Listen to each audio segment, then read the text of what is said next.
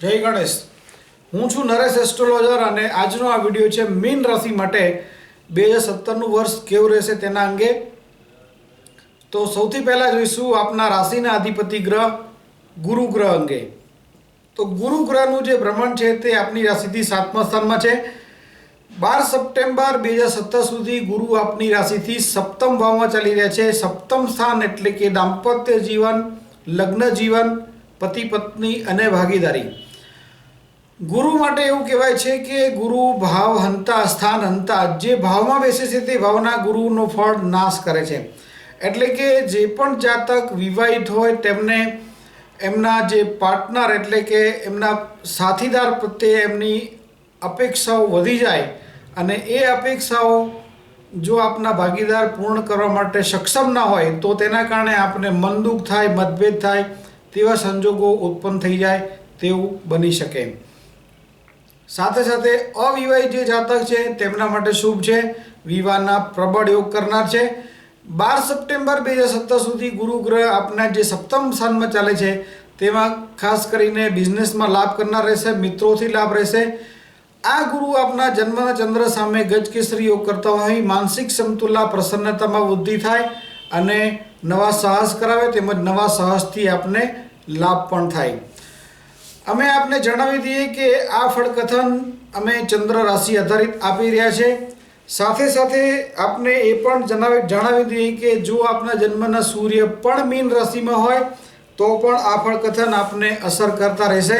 એટલે કે અંદાજે આપનો જન્મ 15 માર્ચથી 15 એપ્રિલની વચ્ચે થયો હોય અને જો જન્મના સૂર્ય આપના મીન રાશિમાં હોય તો પણ આ ફળકથન આપને અસર કરતા રહેશે। અને જો આપના જન્મના સૂર્ય ચંદ્ર બંને મીન રાશિમાં હોય તો આ ફળકથન આપને જબરજસ્ત અસર કરતા રહેશે। બાકીના ગ્રહોનું પણ ફળકથન ચાલુ જ છે। અમે આપને જણાવી દઈએ કે જો આ ચેનલ આપને સબસ્ક્રાઇબ ના કરી હોય તો સબસ્ક્રાઇબ કરી લેશો। આ જ રીતે અમે યુટ્યુબની આ પ્રથમ અમારી ચેનલ છે જેમાં અમે હિન્દી, અંગ્રેજી અને ગુજરાતી ત્રણેય ભાષાઓમાં એકસાથે ફળકથન આપી રહ્યા છે।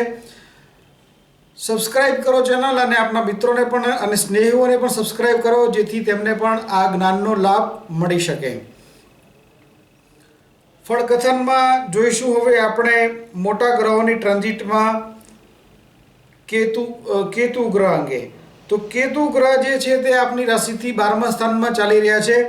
2017માં જે કેતુ 12મા સ્થાનમાં ચાલી રહ્યા છે તે આપને ખર્ચ વધુ કરાવનાર છે, એટલે કે આપ બચત ઓછી થાય તેવો અનુભવ કરશો। અને રાહુ 6ઠ્ઠા સ્થાનમાં ચાલી રહ્યા છે જે આપને રોગ શત્રુ પર વિજય આપનાર છે। રાહુ અને કેતુનું ભ્રમણ છે 18 ઓગસ્ટ 2017 સુધી। 18 ઓગસ્ટ 2017 પછી રાહુ ચાલશે પંચમ સ્થાનમાં અને કેતુ ચાલશે લાભ સ્થાનમાં, જે આપના માટે કેતુ શુભ બનનાર છે જ્યારે રાહુ મધ્યમ ફળદાયી બનશે। કારણ કે પંચમ સ્થાન છે વિદ્યા સંતાન પ્રણય સંબંધોનું સ્થાન છે અને અહીંયા ખાસ કરીને રાહુનું ફળ શુભ નથી માનવામાં આવતું। એટલે પ્રણય સંબંધોમાં સામાન્યતઃ નિરાશા। જે પણ જાતક અભ્યાસ કરતા હોય તેમને વિશેષ ધ્યાન આપવું પડશે અને સંતાનો સાથેના સંબંધોમાં પણ કાળજી લેવાની રહેશે।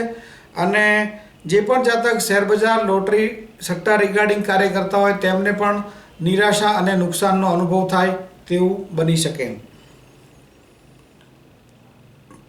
હવે આપણે જોઈશું મોટા ગ્રહોની ટ્રાન્ઝિટમાં શનિ ગ્રહ અંગે।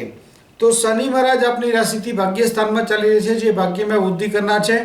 26 જાન્યુઆરી 2017થી શનિ મહારાજ આપના કર્મસ્થાનમાં ભ્રમણ શરૂઆત કરશે।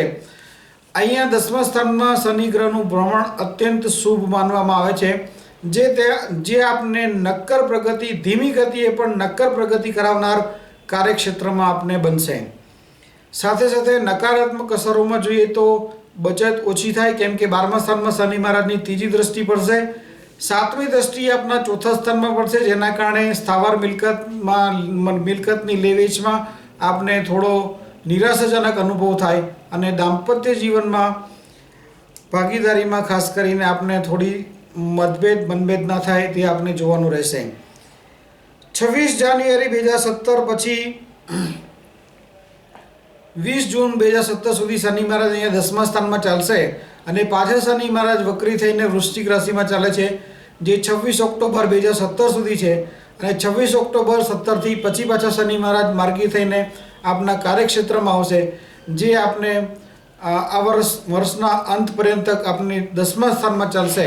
એટલે આ જે શનિ ગ્રહનું ભ્રમણ છે તે આપને બિઝનેસમાં, કેરિયરમાં ધીમી પણ નક્કર પ્રગતિ આપનારું આપનું આ વર્ષ રહેશે. તો એવું કહી શકીએ કે એકંદરે આપનું 2017નું વર્ષ 2016 કરતાં ઘણા અંશે આપના માટે સારું છે. ગ્રહમંડળના રાજા ગ્રહ સૂર્ય ગ્રહની અસરને તો આપણે બિલકુલ અવગણી શકતા જ નથી. તો કયા મહિના ખાસ કરીને આપણે સાચવવાના છે 2017માં, જે આ પ્રમાણે છે: 12 ફેબ્રુઆરીથી 14 માર્ચ, જેમાં સૂર્ય ચાલશે કુંભ રાશિમાં. તો કુંભના જે સૂર્ય છે તે રાશિથી 12મા સ્થાનના સૂર્ય છે. 12મા સ્થાનના સૂર્યમાં ખાસ કરીને આંખોની વિશેષ કાળજી લેવાની રહેશે. સરકાર સાથેના સંબંધો, પિતા સાથેના સંબંધોમાં પણ કાળજી લેવાની રહેશે. અને જો કોઈ કોર્ટ કચેરી ઇત્યાદિ કાર્ય આવતા હોય તો તેમાં પણ આપને વિશેષ કાળજી લેવાની રહેશે.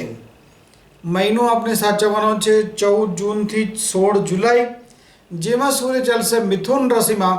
તો મિથુનના જે સૂર્ય છે તે રાશિથી 4થા સ્થાનના સૂર્ય બને છે.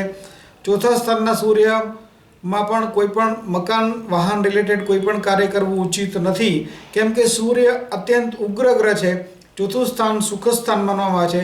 સુખ સ્થાનમાં કોઈ પણ ગ્રહોનું ફળ શુભ નથી હોતું અને સૂર્ય અત્યંત ઉગ્ર ગ્રહ છે, જેના કારણે સ્થાવર મિલકત અંગેના કોઈ પણ કાર્ય કરવા આ સમયમાં ઉચિત નથી.